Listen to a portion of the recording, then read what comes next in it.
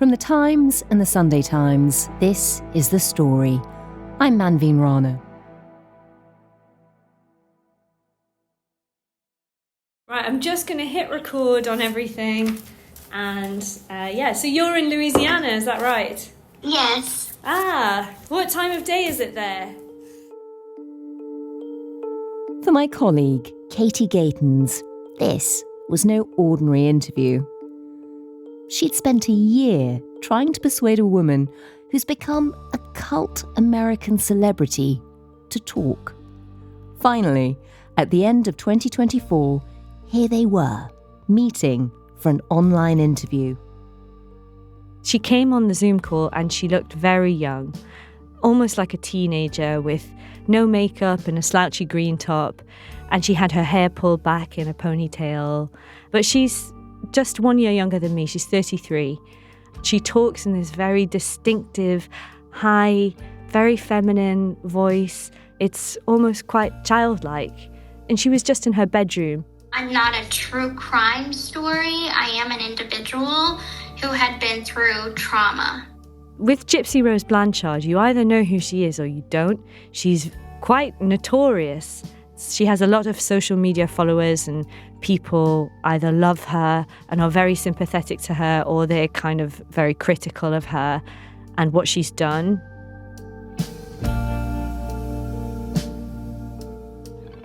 I've never interviewed somebody who's murdered anybody before, and I suggest that almost she seems quite well adjusted for a convicted murderer. Thanks. I hear that all the time. And she kind of laughed and said, "Oh, I hear that all the time."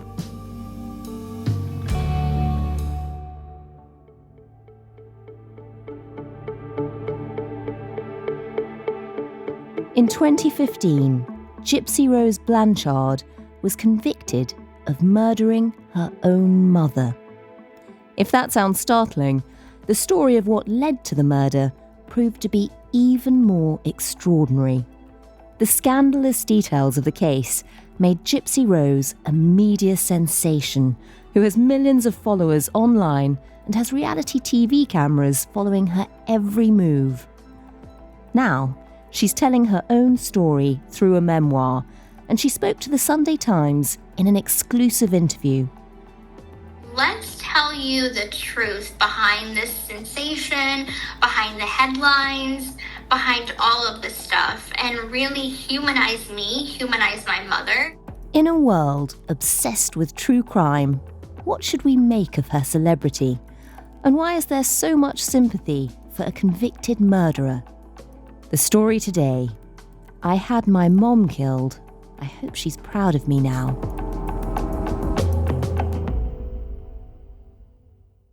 My name is Katie Gatens. I'm the deputy editor on the Sunday Times News Review. Katie, take us back to the beginning of this story for you. I know you spent a year trying to get this interview. She doesn't speak to many people. She hadn't spoken to many in Britain. Just give us a sense of why you wanted to interview this woman. Well, back when the story broke that she had murdered her mother in 2015, I was completely captivated by this story. It was a young girl who was 24 who had murdered her mother, and she was known locally in local media in America as a wheelchair-bound girl, very sickly, very gravely ill, and cared for by her mother.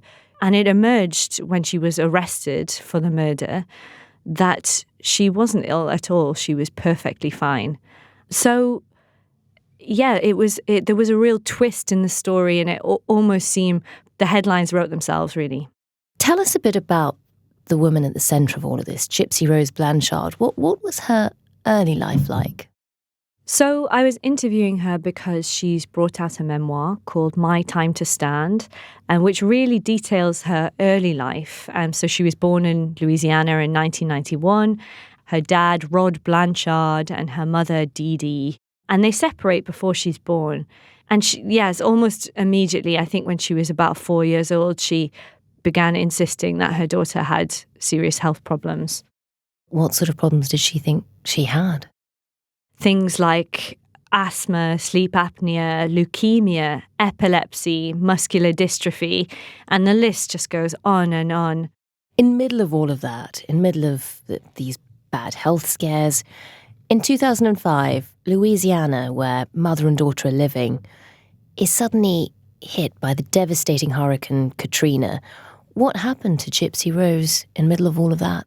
So about that time, Gypsy Rose and Dee Dee moved from Louisiana up to Missouri, claiming that their home had been destroyed by Hurricane Katrina and were put in social housing. It was only years later that we found out that wasn't true at all, that their home was completely fine and had not been destroyed. And in Missouri, people are starting to pay attention to this very sick young girl. What do they think she has? When she was very young, I think under 10, she was forced to use a wheelchair, even though she could walk. And she talks about her mother, if she caught her standing up, forcing her to get back in the wheelchair. And by the end, it was almost second nature to her. She almost forgot that her legs could work and she could walk around, just because she was conditioned over so many years to think that they didn't work anymore. Wow. Her mother also used to shave her head so that she would appear like she had lost her hair. She also used to dress her daughter up in tutus and frilly dresses, very infantilized. After arranging a helicopter ride from Louisiana to St. John's Hospital, the process began to find them a permanent home. It turns out St. John's already owned this house, and with the help of local donations, it was turned into a home. Dee Dee started kind of appearing on local news shows, applying for charities. It didn't take a lot to convince Dee Dee and her daughter Gypsy Rose to make a new home in Aurora. They already knew it was meant to be. It is the perfect town. The perfect place. I think it was a blessing in disguise. The pair went to Disneyland for free with Make-A-Wish Foundation, and they really kind of started drumming up a bit of local fame. Dee Dee was a very sympathetic character, and she really kind of media trained her daughter to also talk to the camera and talk to reporters, which I think still is apparent when you talk to Gypsy Rose now. She has done media her entire life. She wasn't just shut up in a room.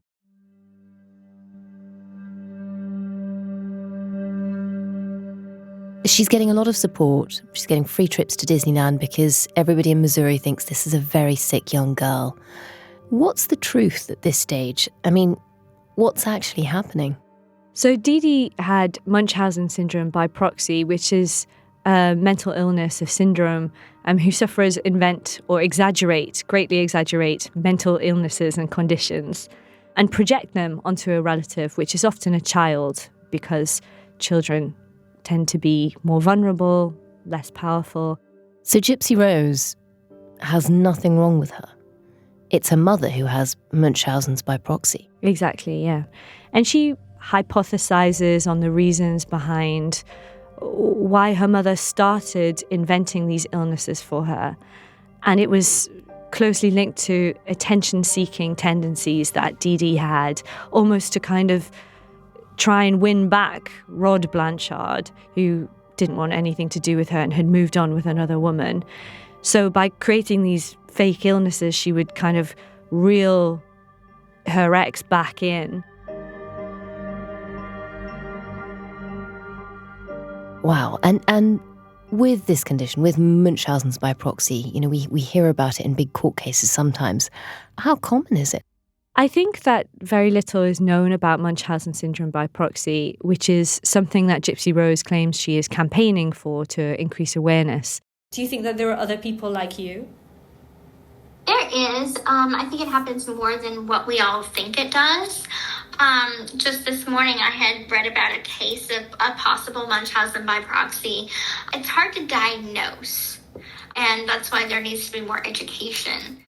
By this stage, you've got Dee Dee effectively holding her daughter back. She started to shave her head so that she looks more like a cancer victim. She's told everyone she's got a litany of illnesses. How much further does that go?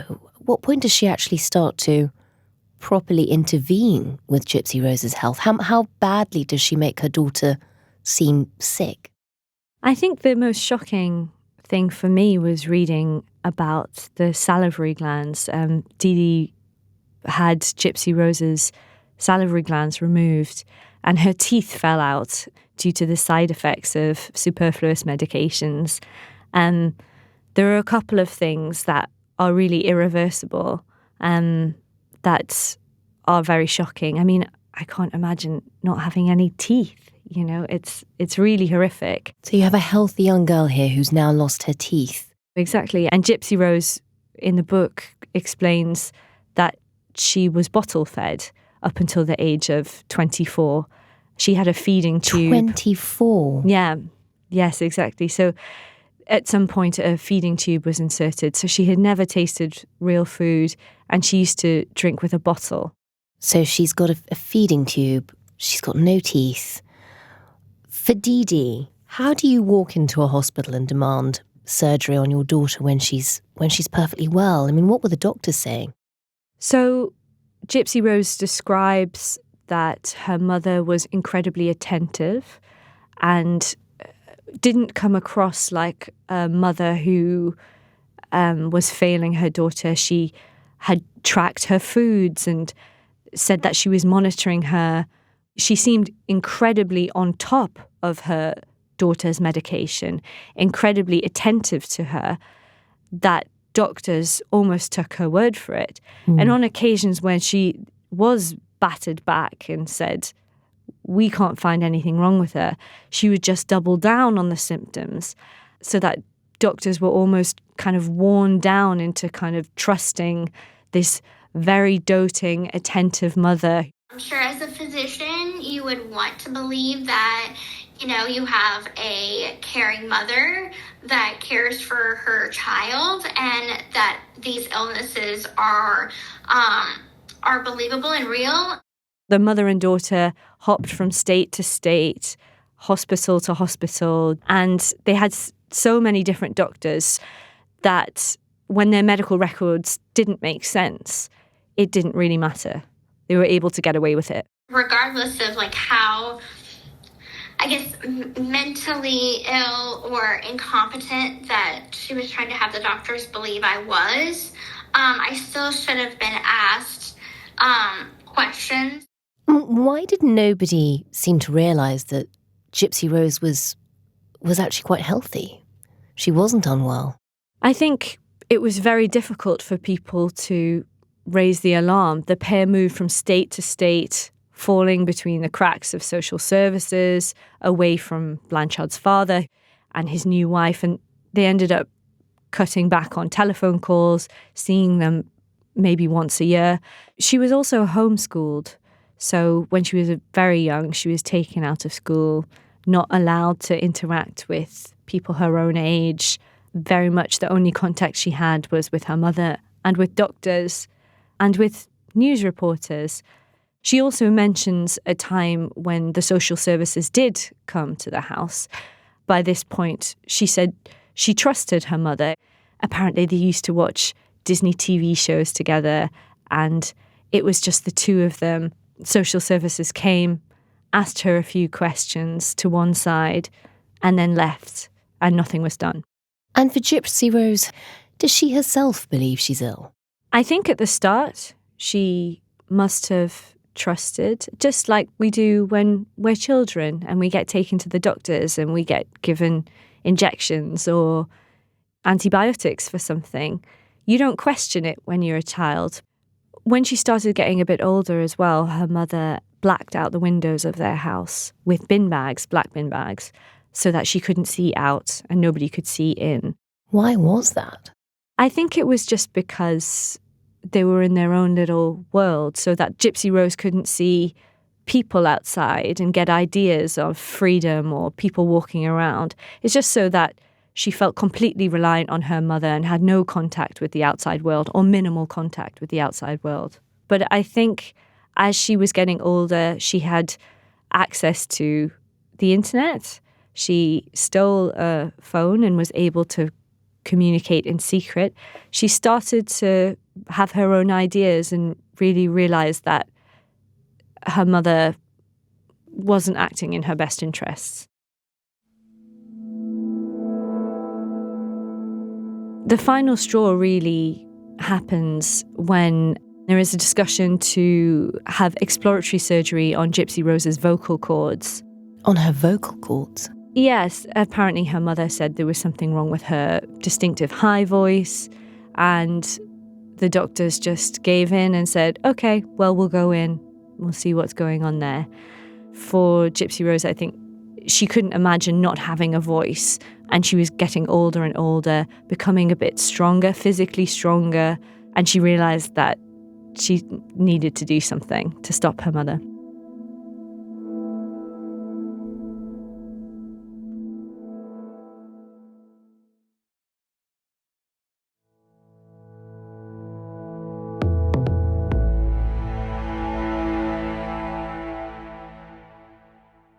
So Katie, Gypsy Rose, as she's growing up, is starting to realise she might not be as ill as her mother has always implied.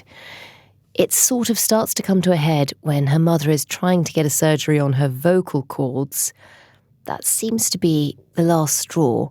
In the meantime, you told us she'd started to use a mobile phone, started to get a sense of the world outside. That included meeting a man called Nicholas Godejohn. How did that happen? So that happened on a Christian dating website, and very quickly the talk turns to their lives, and she explains that she can possibly never meet him because she's held by her mother and starting to suspect that something is amiss. And they start conspiring of ways that Gypsy Rose can escape to be with him. And one of the options that they talk about is murdering Dee Dee. Wow. I mean, that's an extraordinary leap. What happens? So in June 2015, when Gypsy Rose is about 24 years old, Godejohn travelled from his home in Wisconsin. When Dee Dee was asleep, Gypsy Rose let him into the house, where he then stabbed Dee Dee in her bed, while Gypsy Rose hid in the bathroom. She claimed to be scared of blood.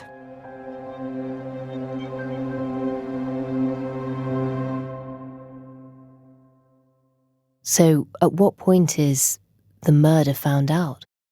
So Gypsy Rose assumed that somebody would find Dee Dee, but a couple of days passed and nothing happened. So Gypsy Rose then logged into her mother's Facebook account and posted a status saying, "That bitch is dead," which then alerted her friends and then therefore the authorities who found Dee Dee. And at that point, people don't know if that's the killers using her Facebook or if that's her. They didn't know anything other than Dee Dee Blanchard had posted that Facebook status. Wow, and so people find the body, but Gypsy Rose isn't there. Exactly, yeah, Gypsy Rose is nowhere to be found. People thought that Gypsy had been abducted by a murderer. They knew she was very gravely ill. She needed all of this medication, which she didn't have with her. And they were worried for her safety and her health. It was only when Gypsy Rose was tracked down, thanks to the IP address of the laptop that was used to post the Facebook status, she spoke to police and told them that she was perfectly healthy. Katie, Nicholas Godejohn was sentenced to life in prison for murder. Gypsy Rose pleaded guilty to second-degree murder and she was given 10 years. But that's not where her story ends. How does her case continue to gather so much attention? So when Gypsy Rose was arrested and the story came out that in fact she wasn't ill at all and her mother had been suffering from Munchausen syndrome by proxy, America was completely captivated by this story. It went viral almost overnight. Just, it all happened so fast and without my consent, and then Hollywood sort of took their little bite of my story and kind of turned it into whatever they wanted it to be and sensationalized it. And made it so widely known. Blanchard's story just seemed completely prepackaged for Hollywood. And in 2019, when she was still in prison, in fact, there was a Hulu TV series which was called The Act, and it had a star cast. She's got paraplegia, epilepsy, heart murmurs, and she's allergic to sugar. Everything I do for her. My mom is my best friend. All she wants to do is keep me safe. Gypsy! And really, that reached such a wide audience thanks to this drama. She was released from prison in December 2023. Did the media attention sort of slow down after she was out of prison? I mean, what has it been like? Absolutely not. In fact, her prison release was filmed for a reality TV series. The car is moving. Oh my God. Yeah, baby, we're out. We're out. Oh, it feels so weird being in a car. Yeah. Which had to happen in the dead of night because of the paparazzi and the media attention. She was chased by paparazzi from the prison gates. The media attention has really just snowballed. She's appeared on Keeping Up with the Kardashians, talking to Kim Kardashian about prison reform. So I just landed in Louisiana. I'm meeting with Gypsy-Rose Blanchard. TV chat shows like The View. You were released from prison just a week ago. Yes, that is correct. I mean, that's just, like yesterday. Right. And she has millions of followers on social media accounts. The media attention has really just snowballed. Do you feel like there has been opportunities when people have maybe taken advantage of you and your story to monetize it, quite frankly, like to... Oh, absolutely. People monetize off of me. People on social media monetize off of me. And so, at some point it's kind of like, okay, when do I stop being everybody's cash cow? It's hard to trust people. There is an irony here, isn't there? I mean, Gypsy-Rose became the victim of her mother's Munchausen's by proxy. Her mother was a woman who craved attention. Gypsy-Rose now has an awful lot of attention, and she seems to be courting more. Is this very unhealthy? Yeah, there's this a strange kind of, as you said, irony there, that it's almost like the final knife twist, really. My mom always wanted to be famous, and I think in a sense part of why she pushed me so much in the public eye was because she wanted to live through me in a sense. When I was speaking to Gypsy-Rose, it just struck me how similar perhaps mother and daughter were. Dee Dee Blanchard craved attention her whole life. Her daughter finally got it by murdering her. I asked Gypsy-Rose what her mother might make of her fame. I would hope that she would be proud of me because I am doing my best with what I was given. Mm-hmm. There is something incredibly dark about being famous for something so terrible. And I think that's where a lot of people struggle with Gypsy-Rose Blanchard. She didn't have to resort to murder. She could have called the police. She could have called social services again. But she went with the most extreme option. And now seems to be profiting from it. I mean, I think what she would argue is she is also a victim of abuse and had to undergo the most horrendous childhood and all of these operations. She's not a cold, hard killer, I think. I've struggled with this for quite some time. It's kind of like figuring out how much personal content versus how much public content. Because I get photographed even from just going to the grocery store. So I think there's always going to be a certain level of public interest. Did she show any remorse for her mother's murder? She told me she regretted the whole situation, not just the murder, but the abuse that came before it. I mean, I regret the whole situation. I wish I could go back in time.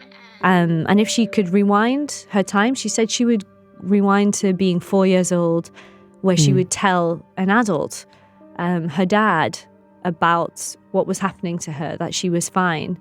But, that's a lot of pressure to put on a 4-year-old. Yes, I do regret how I handled things. It was not the right way. I hope that people that are in abusive situations could at least take that from my story, that they can understand that I made the wrong decision, I did it the wrong way, and there are other avenues in which you can take to try to get out of a bad situation, abusive situation. That doesn't mean you have to commit murder.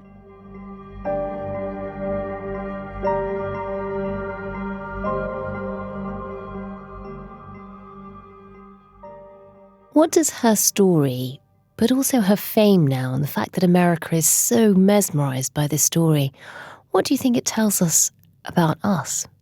It's a fascinating story. It's got all of the elements of a true crime drama, and unfortunately, it's been her life. I don't think that people are ever going to stop being fascinated by those kind of incredibly sensational, salacious types of true crime. And I think that we perhaps need to keep a handle on the fact that a woman has died here, and sure, she was abusing her daughter, but we can almost lose the humanity if we sensationalize it too much. Do you forgive her? I do. Ultimately, I do. It comes in waves. I'm not going to say that I don't experience anger or have to go through those healing emotions all over again. But I have forgiven her. I hope that she has a forgiveness wherever she is. I hope that she has a forgiveness for me. Ultimately, I just thought that I was speaking to somebody who is still working out their path in life. She almost kind of perhaps is very trusting of people. And I felt like she just really wants love, whether that's from her millions of Instagram followers, whether that's from her family. She's reconnected with her father and his new wife. And I just felt like she's got this craving for love, ultimately, at the heart of it. And yeah, I hope she finds that.